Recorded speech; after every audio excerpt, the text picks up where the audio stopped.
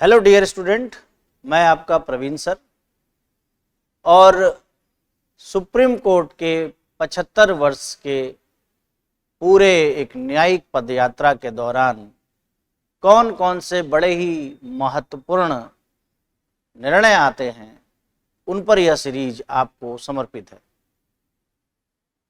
और इसी क्रम में आज जिस केस की हम चर्चा करने जा रहे हैं उसे कोई सामान्य केस के स्तर तक समझना निश्चित रूप से संविधान की कम समझ या यह कह सकते हैं कि कहीं न कहीं लोकतांत्रिक मूल्यों और मौलिक अधिकारों के प्रति उदासीनता मानी जाएगी। यह केस भारत के लोकतांत्रिक इतिहास में ऑनरेबल सुप्रीम कोर्ट के दिए गए निर्णयों के परिप्रेक्ष्य में और साथ ही साथ मौलिक अधिकारों के जीवन को सुनिश्चित करने के लिए बहुत ही महत्वपूर्ण है।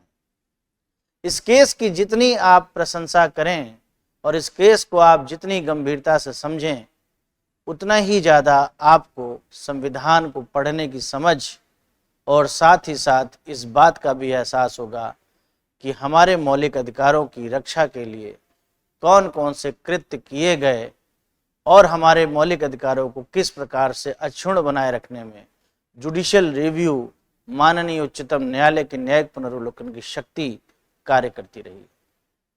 तो आइए चर्चा करते हैं केशवानंद भारती बनाम केरल राज्य के केस की। इसके पहले कि केशवानंद भारती बनाम केरल राज्य के बारे में हम चर्चा करें, हमें थोड़ा सा यह भी ध्यान रखना होगा कि इसके पीछे का इतिहास क्या था। और जब तक आप इतिहास को नहीं जानते हैं तब तक वर्तमान को सही ढंग से परिभाषित नहीं कर सकते। तो इसका इतिहास भी जानना बहुत जरूरी है कि क्यों यह स्थिति उत्पन्न होती है, इसके माध्यम से जानें।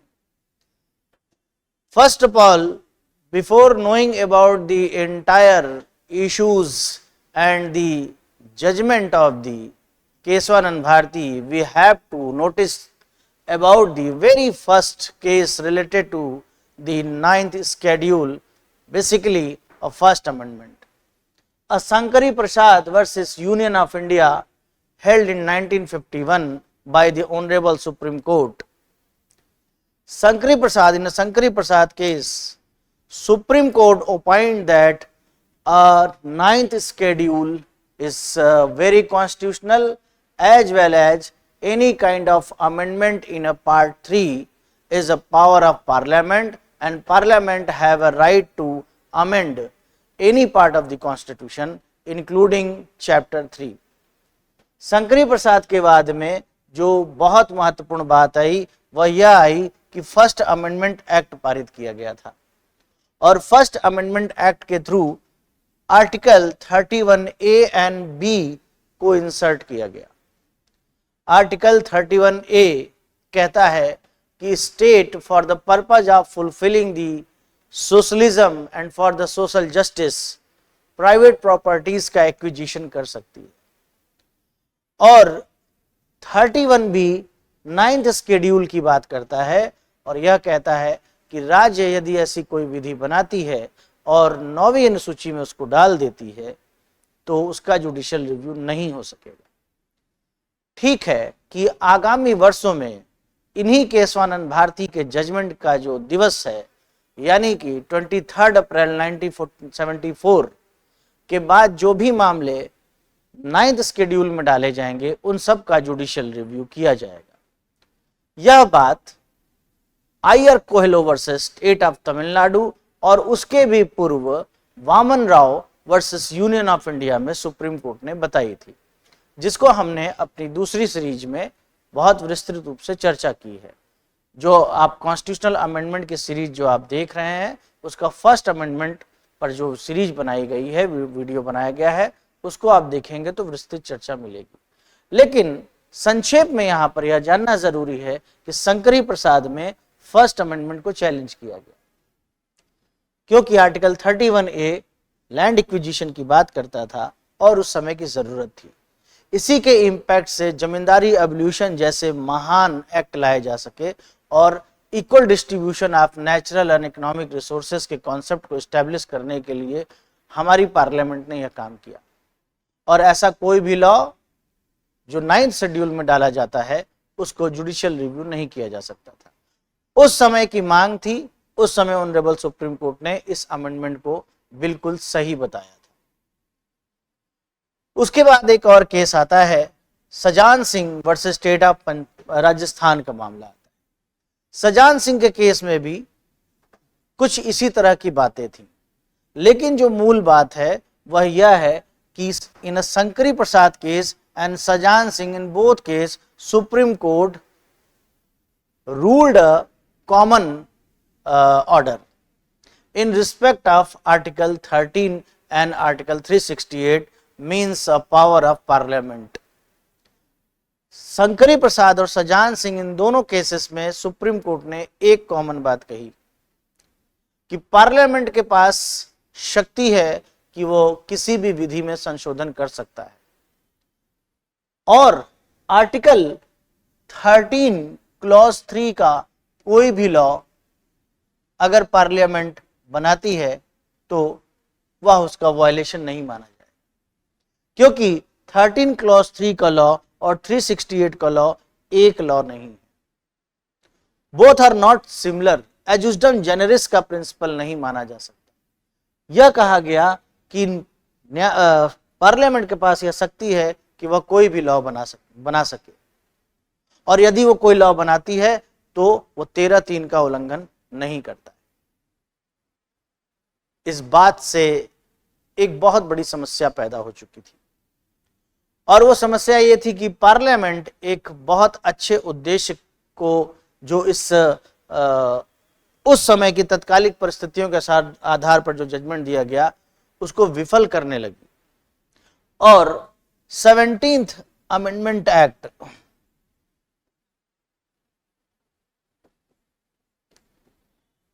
पारित किया गया। यह भी राइट टू प्रॉपर्टी के एक तरह से अगेंस्ट अमेंडमेंट था, and which was challenge in Golaknath versus state of Punjab. इस केशवानंद भारती के जजमेंट की चर्चा करने के ठीक पूर्व गोलकनाथ पर भी आपके लिए वीडियो बनाई गई है। आप गोलकनाथ का वह वीडियो देखने के बाद केशवानंद के वीडियो को देखें, आप समझेंगे कि आवश्यकता क्यों पड़ी केशवानंद भारती के जजमेंट की। तो गोलकनाथ में जो बात आती है वह बात यह आती है कि जस्टिस सुब्बा राव बहुत ही क्लियर रूप में एक बात कहते हैं कि पार्लियामेंट फंडामेंटल राइट में मीन्स चैप्टर 3 में अमेंडमेंट नहीं कर सकती। Parliament cannot amend or repeal or alteration or modification of any right mentioned in a chapter 3। कोई भी अधिकार जो भाग 3 में है, मौलिक अधिकारों में हस्तक्षेप पार्लियामेंट नहीं कर सकती। क्यों नहीं कर सकती है? इसलिए नहीं कर सकती है क्योंकि अगर पार्लियामेंट 368 के आधार पर कोई लॉ बना रही है तो वो किसका वायलेशन कर रहा है? वो आर्टिकल 13 क्लॉज 3 का वायलेशन कर रहा है। यानी कि 368 में जो भी लॉ है वो लॉ 13 क्लॉज 3 पर अप्लाई करता है, और पार्लियामेंट की यह शक्ति नहीं है। 368 is not a power of the parliament, बल्कि it is a just procedure of the law making process. अब इससे क्या हुए कि पार्लियामेंट के हाथ कट गए। पार्लियामेंट अब कोई ऐसा लॉ नहीं बना सकती थी फंडामेंटल राइट के रेस्पेक्ट में जिसमें किसी भी तरह का मॉडिफिकेशन या अल्टरेशन किया जा सके या रिपील किया जा सके। इसलिए एक अमेंडमेंट लाया गया, 24th amendment, and through the 24th amendment parliament inserted a clause 4 in article 13 and clause 3 of the article 368। 13 में 4 जोड़ा गया और 368 में 3 जोड़ा गया। 13 में 4 और 368 में 3 आप इसके पूर्व वाले वीडियो में गोलकनाथ में जाएंगे, उसमें चर्चा की गई है विस्तृत रूप से।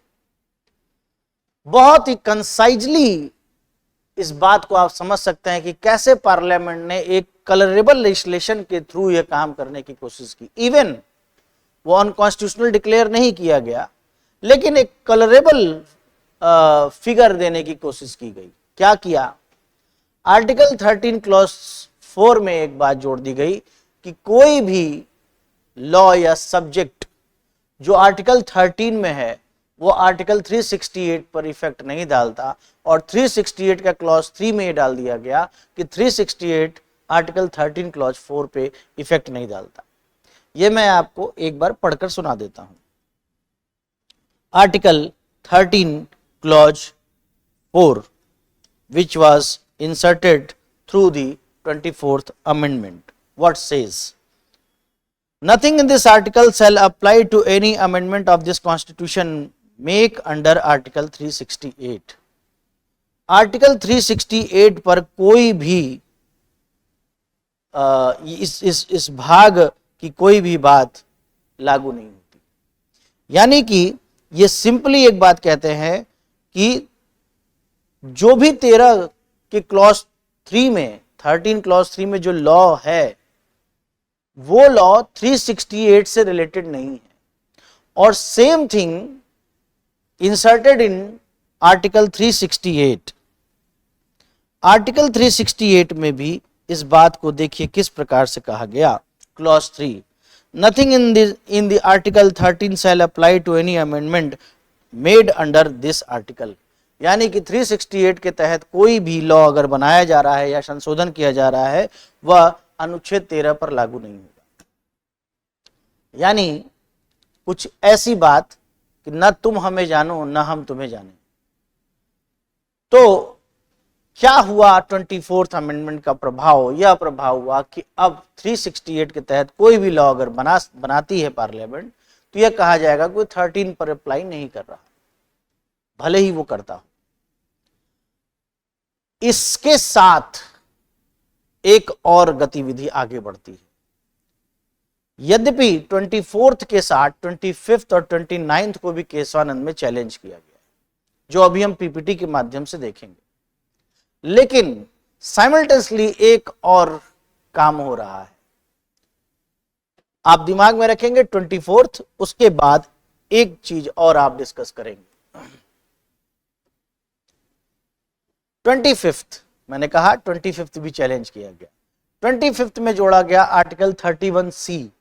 आर्टिकल 31C बहुत सिंपल सी बात कहता था कि for the achieving a goal of natural justice social justice and stabling the purpose of the constitution, वो socialism, parliament has a right to make any law in respect of article 39 B and C even though violate the our fundamental right, specifically article 14, 19 and 31। कहने का तात्पर्य है कि 31C में एक बात कही गई कि समाजवाद और सामाजिक न्याय की पूर्ति के लिए अगर पार्लियामेंट कोई भी लॉ बनाती है और वो लॉ आर्टिकल 14, 19 और 31 का वायलेशन भी करता है तो वो अनकॉन्स्टिट्यूशनल नहीं होगा और उसका जुडिशियल रिव्यू भी नहीं। ये इससे संबंधित है। और साथ ही साथ आगे हम लोगों ने बात की कि 29th को भी चैलेंज केशवानंद में किया गया, जिस पर अभी मैं थोड़ी देर बाद आऊंगा। उसी दौर में एक और घटना होती है और वो घटना होती है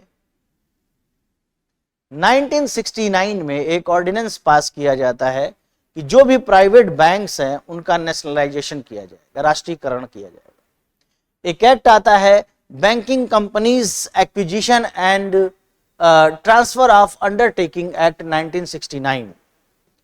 इस एक्ट के इफेक्ट को अगर हम देखें तो वो यह निकलता है कि article 19(1)(f right to property को वायलेट कर रहा था और आर्टिकल 31 में जो राइट टू प्रॉपर्टी की बात है कि अगर स्टेट कोई एक्विजिशन करता है तो उसका जुडिशियल रिव्यू किया जाएगा कि वो सही है या गलत है, और साथ ही साथ कोर्ट ये डिसाइड करेगी कि कॉम्पनसेशन क्या हो, यानी कम से कम इतना कॉम्पनसेशन जितना एक्विजिशन किया जा रहा है उसी रिस्पेक्ट में, उसी प्रोपोर्शन में कॉम्पनसेट भी किया जाएगा।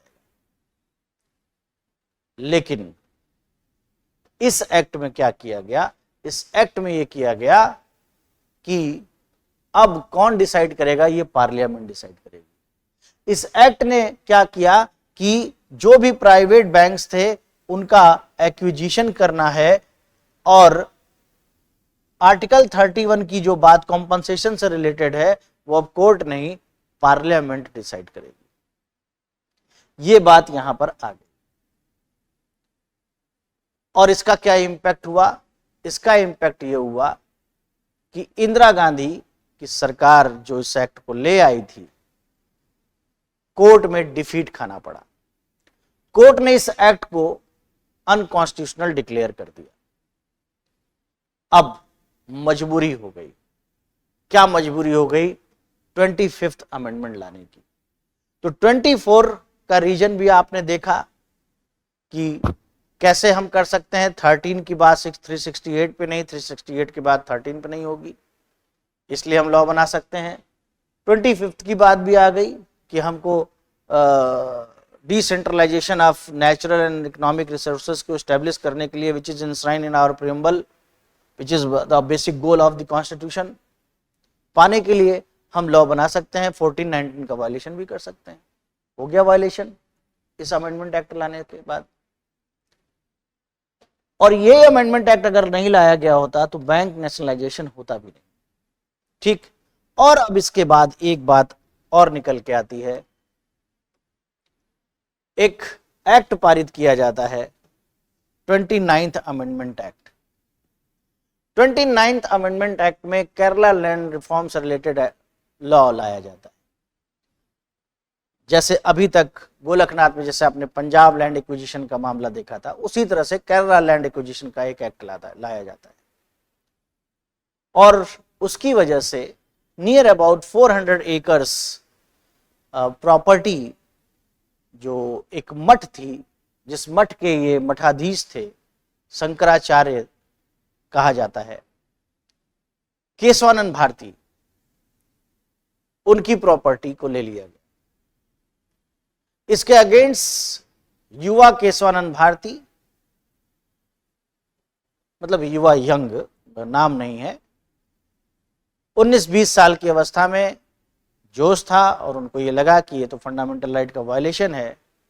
नाना पालकीवाला जैसे बहुत बड़े विद्वान अधिवक्ता के माध्यम से हाई कोर्ट पहुंचते हैं, हाई कोर्ट में डिफीट खाते हैं और फिर इसके बाद सुप्रीम कोर्ट में मामला जाता है। और सुप्रीम कोर्ट में जाने के बाद क्या होता है उस पर अब हम लोग चर्चा यहां से शुरू करें।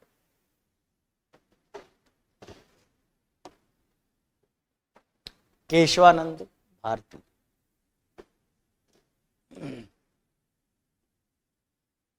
case detail as we discussed already, but according to PPT concisely we discussed.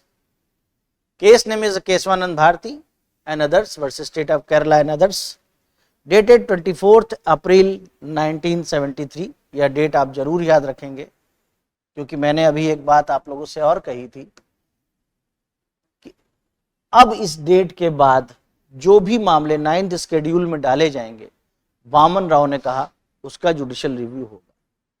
Are कहलो वर्सेस स्टेट ऑफ तमिलनाडु ने कहा उसका जुडिशियल रिव्यू होगा। तो इस डेट को बहुत जरूरी डेट है। असल में ये डेट नहीं है, ये हमारे मौलिक अधिकारों को जिंदा रखने के लिए एक यंत्र की तरह इस दिवस को हम मान सकते हैं। तो ऑनरेबल सुप्रीम कोर्ट का जजमेंट है, बहुत सारे टेक्निकलिटीज थी, इसलिए उस समय की सबसे लार्जर बेंच 13 जजेस की बेंच आती है। जस्टिस सीकरी चीफ जस्टिस है उसमें। Citation 1973 AIR 1461। आगे बढ़ते हैं। Background, the case originated when Keswanand Bharati, the head of a religious institution in Kerala, challenged the Kerala government attempts to acquire the institution property under the Kerala Land Reform Act 1963. Kerala land reform act 1963 के जरिए उनके मठ की संपत्तियों को acquisition कर लिया गया था, अधिग्रहित कर लिया गया था. He filed a writ petition under Article 32 of the Indian Constitution asserting that the law violated his fundamental right of property, religion and freedom. क्या कहा उन्होंने कि ये हमारा आर्टिकल 14, 19(1)(f), सॉरी समझ जाएं आप, 19(1)(f), 25 and 26 and 31 का वायलेशन करता है. However, the case evolved into a much larger constitutional issue. कौन कौन से कॉन्स्टिट्यूशनल इशू आप याद हमेशा रखेंगे? 24th, 25th and 29th amendment. इन मुद्दों को उठाया गया. आगे बढ़ते हैं. The central question before the Honorable Supreme Court became whether the Parliament had unlimited power to amend the Constitution. क्या संसद के पास असीमित शक्ति है संशोधन करने की? गोलकनाथ के केस में मना कर दिया गया था. गोलकनाथ के केस में यही बोला गया कि आपके पास अनलिमिटेड पावर नहीं है, 368 केवल प्रोसीजर है, फंडामेंटल राइट को मत छेड़िए. लेकिन छेड़ा गया 24, 25, 29 के माध्यम से. तो ये एक मेजर क्वेश्चन जो है, ये सेंटर क्वेश्चन सामने न्यायपालिका के आता है कि क्या पार्लियामेंट के पास संशोधन करने की असीमित शक्ति है 368 के अंतर्गत. This question arose in the light of previous ruling of the Golaknath, वही बात जो मैंने आपको अभी बताई, which restricted parliament power to amend fundamental right, जिसको गोलकनाथ के केस में मना कर दिया गया था कि पार्लियामेंट के पास असीमित शक्ति नहीं है. साथ ही साथ bank nationalisation case RC Cooper versus union of India. Mister RC Cooper was a chartered accountant and he was a banker. बहुत सारे बैंक में शेयर होल्डर थे, बहुत अमीर आदमी थे. और सारी बातें मैंने बताई कि बैंक नेशनलाइजेशन के विरुद्ध ये भी कोर्ट में आते, which allow the such amendment under certain circumstance. Bank nationalisation में कहा गया कि अमेंडमेंट कर सकते हैं, लेकिन कुछ स्पेसिफिक सर्कमस्टेंस में ही कर सकते हैं. कॉम्पनसेट करना होगा, इक्वल प्रोपोर्शन में कॉम्पनसेट करना होगा, तो आप एक्विजिशन कर सकते हैं. यही सर्टेन सर्कमस्टेंस है आरसी कूपर का, यानी बैंक नेशनलाइजेशन केस जिसको हम कहते हैं. The Kesavananda Bharati case provided the supreme court with an opportunity to define the extent of parliament amending power article under article 368. और इसी के बाद केशवानंद भारती आता है और वो बहुत अच्छे से बताता है, एक्सटेंड करता है कि पार्लियामेंट की अमेंडिंग पावर कहां तक है, विस्तृत है. कौन कौन से आर्टिकल इन्वॉल्व हो रहे हैं? आर्टिकल 368 बेसिकली जो पहले ही चर्चा की गई है, आर्टिकल 368 का clause 3, because clause 3 inserted by 24th amendment. Clause 3 as well as 13 clause 4, क्योंकि जब भी आप 368 क्लॉज 3 पढ़ेंगे तो 13 क्लॉज 4 पढ़ना ही पड़ेगा, क्योंकि दोनों का संबंध आपस में नहीं है, यही बात बताई गई. तो हमेशा एलॉन्ग विथ पढ़ेंगे आप. Article 31 prior to its repeal, ये 44th में रिपील कर दिया गया. ओवरऑल उस पर न जाते हुए 31 यही था कि कोई भी एक्विजिशन प्रॉपर्टी, प्राइवेट प्रॉपर्टी का एक्विजिशन यदि स्टेट करती है तो कॉम्पनसेट करेगी, and compensation will decided by the court only. Article 32 Article 33 is the best, it is the biggest weapon to protect our fundamental right. It is the soul of the constitution, as Dr. Bhim Rao Ambedkar said. तो 32 के माध्यम से हम सिर्फ ये समझ सकते हैं कि it is a procedure to establish a fundamental right, it is instrument. तो 32 तो कॉमनली हम जानते हैं कि इसके माध्यम से हम रिट जुरिस्डिक्शन के माध्यम से अपने मौलिक अधिकारों के लिए जाते हैं। बेसिकली आपको इसके साथ हमेशा एक शब्द का प्रयोग करना चाहिए, पावर ऑफ जुडिशियल रिव्यू, क्योंकि अल्टीमेटली 32 के तहत हम जाते क्यों हैं? किसी भी लॉ के कॉन्स्टिट्यूशनल वैलिडिटी को कोर्ट के सामने रखने, यानी जुडिशियल रिव्यू करना। आर्टिकल 13 क्लॉज 2 क्या कहता है कि पार्लियामेंट कोई भी ऐसा लॉ नहीं बना सकती जो हमारे फंडामेंटल राइट को एब्रीच करे। तो ये एक बात हो गई। इसके अलावा वो सारे जो मैंने आपको क्रोनोलॉजिकली सब बात बताई, शंकरी प्रसाद से लेकर मनोरमा मिल तक की, वो ही आंसर का फ्रेमिंग है। इस बात को दिमाग में रखते हुए पढ़ेंगे। Again, what legal provisions were involved in Keswanand Bharti? We had actually already discussed, but according to PPT, Constitution of India, Article 368, the Constitution of India empowered Parliament to amend the Constitution. Whether Parliament have a right to amend the Constitution, including Chapter 3.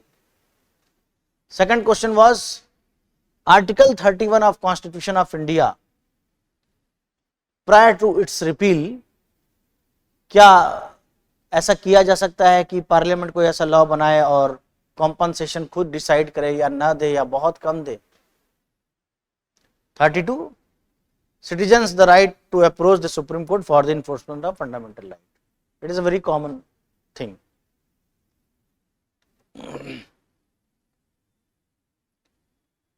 What judgment held by the majority? The landmark ruling of Keswanand Bharti versus State of Kerala resulted in the doctrine of basic structure. Means 24th, 25th and 29th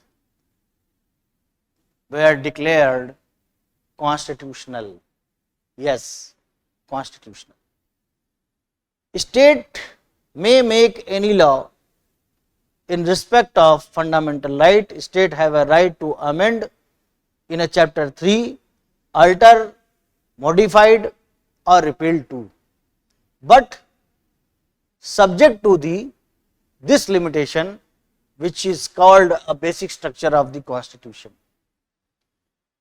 संविधान के आधारभूत ढांचे को छोड़कर parliament कुछ भी कर सकती है, लेकिन basic structure of the constitution can not touch, उस पर कोई आघात, कोई असॉल्ट नहीं किया जा सकता।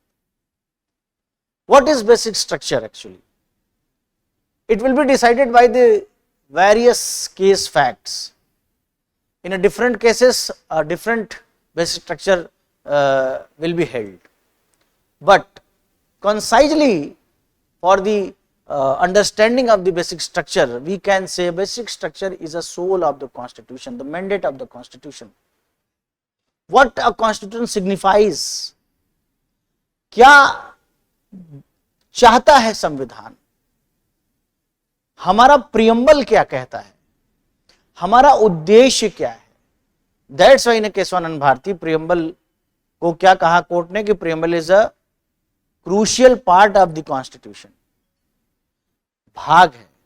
क्यों? क्योंकि प्रियम्बल संविधान निर्माताओं की सिर्फ आत्मा की अभिव्यक्ति नहीं है, it is not as expression of the spirit of maker of constitution, बल्कि ऑब्जेक्ट है, उद्देश्य है।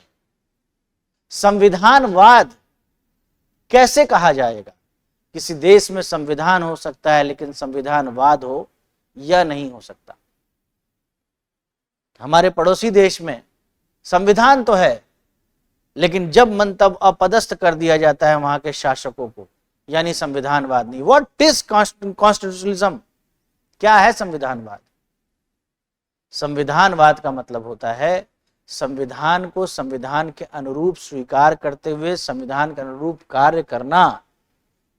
इसीलिए हमारी प्रियम्बल की जो लास्ट लाइन है वो बहुत ही खूबसूरत है। और दिल से पढ़ने में जब उसके हिंदी शब्दों का आप प्रयोग करते हैं तो ज्यादा नजदीक फील होती है। लिखा हुआ है अंतिम लाइन में कि अधिनियमित, अंगीकृत और आत्मार्पित करते हैं। देयर बाई इनेक्टेड, हम बना रहे हैं, हम ही लिख रहे हैं उसको ऑर्गेनाइज्ड कर रहे हैं और उसको गेव आवर सेल्फ, और अपनी आत्मा को उसको दे रहे हैं, यानी कि पूरी तरह से संविधान को स्वयं को समर्पित कर दे रहे हैं। यानी जो भी करेंगे संविधान के अनुरूप ही करेंगे।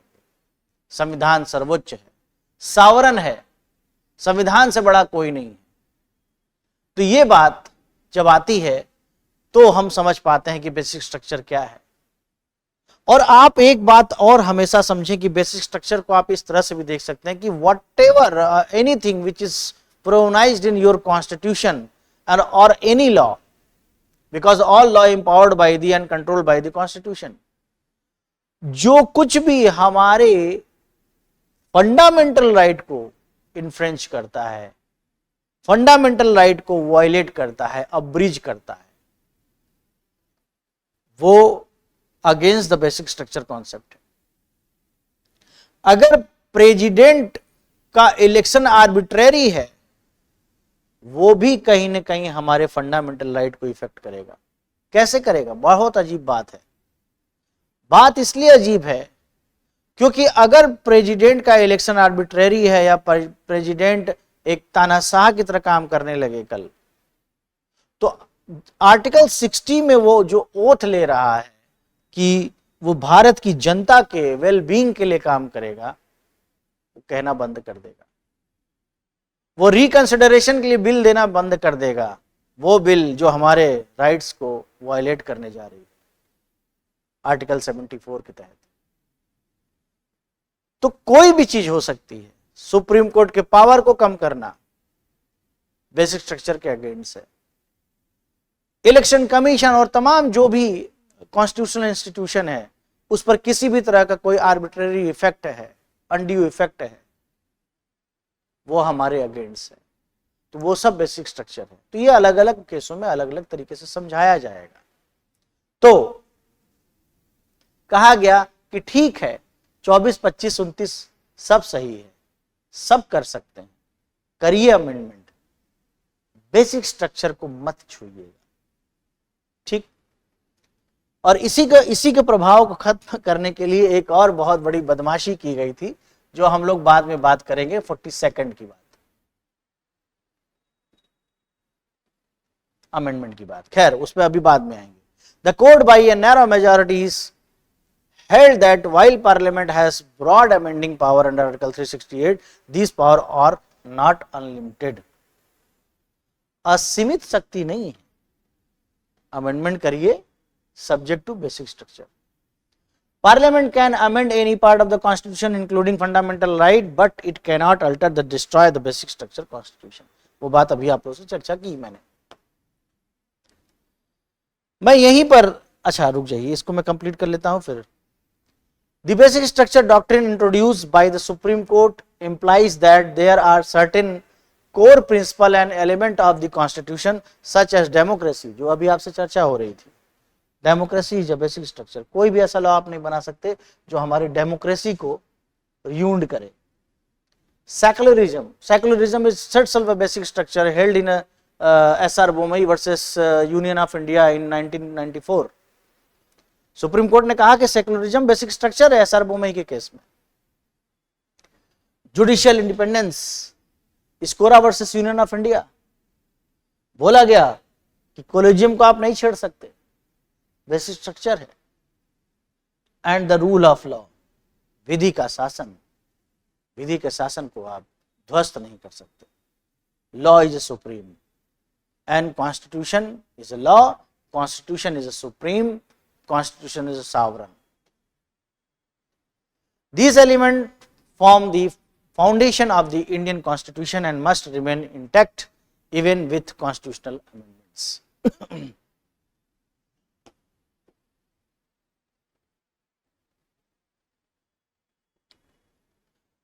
And the decision overturned the earlier judgment in a Golaknath versus State of Punjab, which held the Parliament could not amend fundamental right, but इस केस में अब किया जा सकता है, while also modifying the position established in सजान Singh and Shankari प्रसाद, जिसके बारे में शुरुआत में ही हमने आपसे चर्चा की. Keshavananda Bharti case thus established the balance between the parliament authority to amend the constitution. One more thing balanced in a Keshavananda Bharti. Keshavananda Bharti ने एक और चीज बैलेंस की. FR versus directive principle of state का जो कन्फ्लिक्शन था उसको भी बैलेंस करने की कोशिश की. जैसे कि आपको मैंने बताया कि 25th अमेंडमेंट से, सॉरी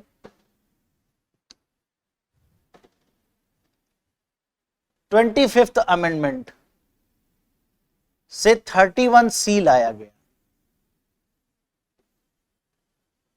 और 31C में मैंने आपको बताया कि ये कहा गया कि 39B एंड C के पर्पज को फुलफिल करने के लिए अगर 14 और 1931 का वायलेशन भी होता है तो वो लॉ करेक्ट है.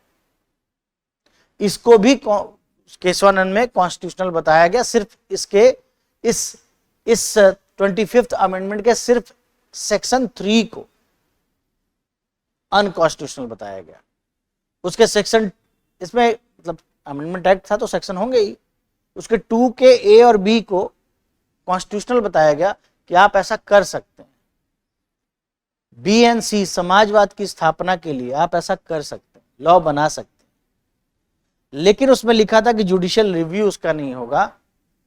बस उसी पार्ट को कोर्ट ने अनकॉन्स्टिट्यूशनल डिक्लेयर किया.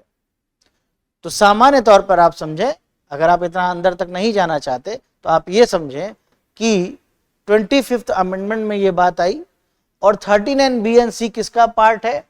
ये डायरेक्टिव प्रिंसिपल ऑफ स्टेट का मामला. Chapter 4 concept of welfare state की बात करता है और 25th ने कहा कि 14 और 19 31 का उल्लंघन भी हो रहा है तो कोई बात नहीं. यानी डायरेक्टिव प्रिंसिपल ऑफ स्टेट को प्रिवेल करा दिया फंडामेंटल राइट पर. DPSP prevailed upon the fundamental right. Confliction होना ही था, यही पूरी लड़ाई थी. इसको भी कोर्ट ने कहा कि both are supplementary provision for each other.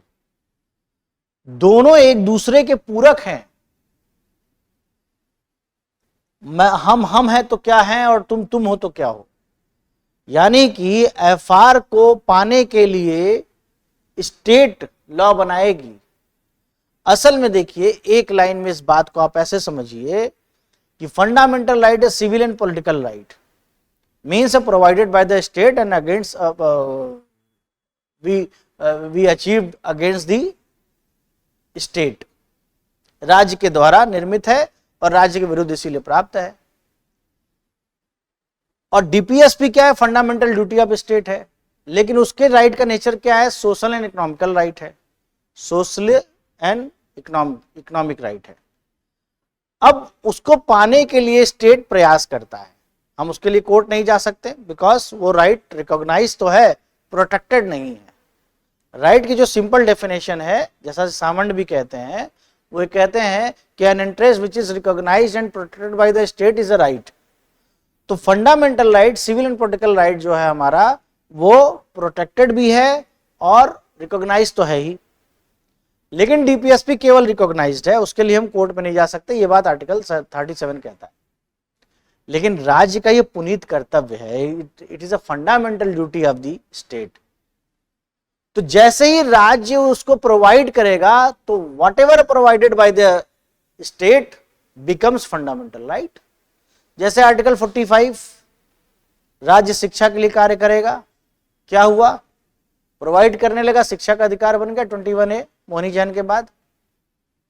कोई भी चीज जो राज्य जब हमको प्रदान कर देता है तो वो हमारा एफआर बन जाता है. तो for the creating a new fundamental right, for the establishing a fundamental right, the basic concept of fundamental right declared and established by the state, and the mechanism is a directive principle of state. Directive principle of state ही है जो हमारे मौलिक अधिकारों का जन्म देता है. क्योंकि राज्य का कर्तव्य है, और राज्य जब अपने कर्तव्यों को पूरा करता है और हमको प्रदान करता है अधिकार, तो वो राज्य के द्वारा प्रदाय होने के कारण, just because of gifted by the, provided by the state, it becomes a fundamental right. कहां लड़ाई है? कोई लड़ाई नहीं। केशवानंद भारती में इस कन्फ्लिक्शन को भी दूर कर दिया गया कि डायरेक्टिव प्रिंसिपल ऑफ स्टेट और फंडामेंटल राइट एक दूसरे के पूरक हैं, सप्लीमेंट्री हैं। एक और बात इसके द्वारा हम लोग समझ पाते हैं, ठीक है। Again the Kesavananda case thus establish Kesavananda case thus establish the balance between parliamentary authority to amend the constitution and the supreme court role of safeguarding the constitution integrity। संवैधानिक जो इंटीग्रिटी है उसको बचाने के लिए सुप्रीम कोर्ट ने कार्य किया इसमें।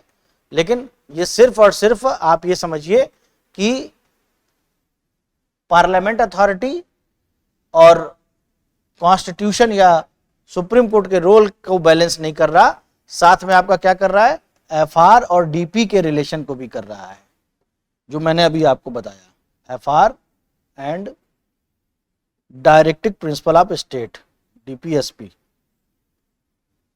को भी बैलेंस कर रहा है।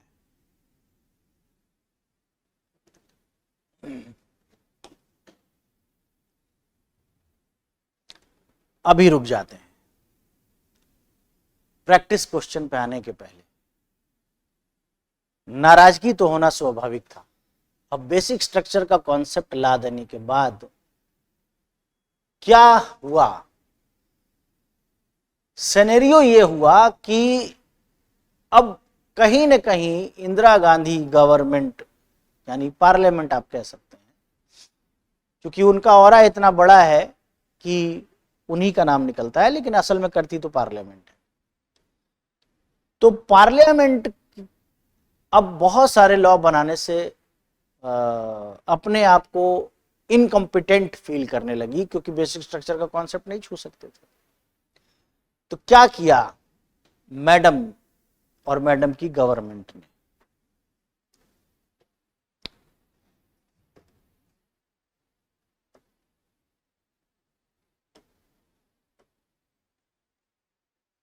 42nd अमेंडमेंट लाया गया। It is very most amendment. 42nd amendment पर मेरा कॉन्स्टिट्यूशनल अमेंडमेंट से रिलेटेड जो सीरीज चल रही है उस पर मैंने पूरा एक एपिसोड है। मैं आपसे रिक्वेस्ट करूंगा कि एक बार आप 42nd अमेंडमेंट को भी देखें, क्योंकि वो विस्तृत रूप से है। यहां पर जितनी उसकी आवश्यकता है उतनी ही चर्चा की जाएगी। तो 42nd अमेंडमेंट में क्या किया गया कि 368 क्लॉज 4 और 5 जोड़ दिया गया, और 31C में एक बात जोड़ दी गई।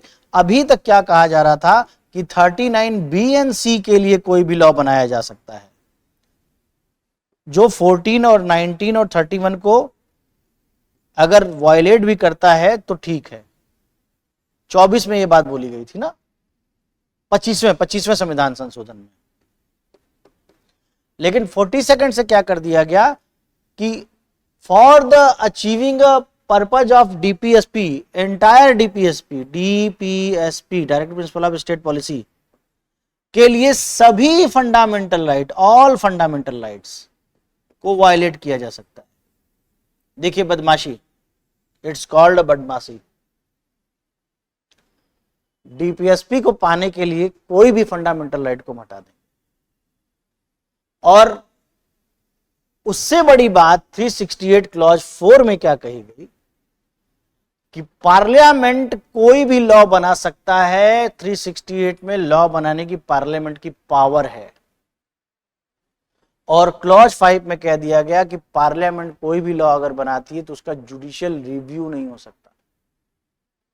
जुडिशियल रिव्यू भी नहीं कर सकते। अगर 368 के तहत पार्लियामेंट कोई लॉ बना रही है तो no one can challenge before the honourable court, judicial review नहीं कर सकते।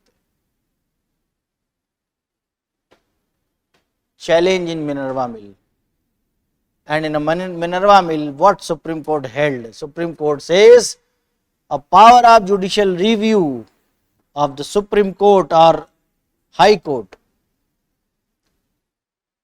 is a basic structure of the constitution. न्यायिक पुनर्विलोकन की शक्ति संविधान का आधारभूत ढांचा है, कोई छू नहीं सकता, कोई हटा नहीं सकता। ऐसा कोई भी law which trying to ruin the power of judicial review through any amendment under article 368 is unconstitutional। तो मिनर्वा मिल के केस में 368 के क्लॉज 4 और 5 को अनकॉन्स्टिट्यूशनल डिक्लेयर कर दिया गया, यानी कि यह स्पष्ट हो गया कि न्यायिक पुनर्विलोकन को कोई छीन नहीं सकता। यह एक बहुत महत्वपूर्ण बात इसके बाद आती है। तो यह पूरी एक न्यायिक पदयात्रा है शंकरी प्रसाद से लेकर मिनर्वा मिल तक की। अब प्रैक्टिस पे आ जाते हैं, क्वेश्चन पे।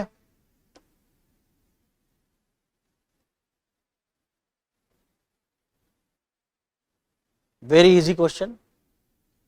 Which case introduce the basic structure of the Indian constitution? बच्चा बच्चा जानता है, Keshavananda Bharti, sorry Keshavananda Bharti.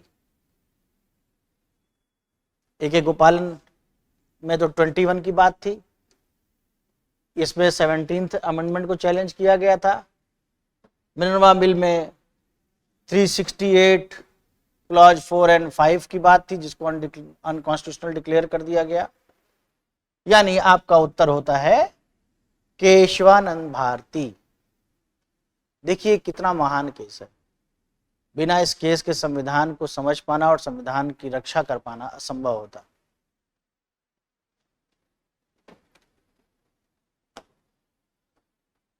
Mains question पे भी ध्यान देंगे।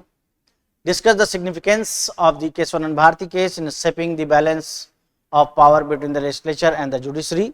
Not only the legislature and judiciary, मैं बार बार बोल रहा हूं कि बैलेंस केवल इनका नहीं है, डीपीएसपी और एफआर की भी जो चर्चा की गई वो भी आपको मेंशन करना पड़ेगा, क्योंकि कई बार क्वेश्चन डायरेक्टली यही आता है कि fundamental right and direct principle of state are supplementary for each other, not antithesis.